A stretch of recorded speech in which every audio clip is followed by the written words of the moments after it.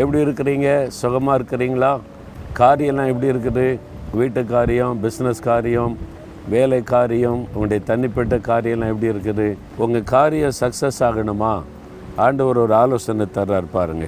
விவேகத்துடன் காரியத்தை நடப்பிக்கிறவன் நன்மை பெறுவான். நீங்கள் செய்கிற காரியத்தை விவேகத்தோடு செய்தால் நன்மை பெறுவீங்க.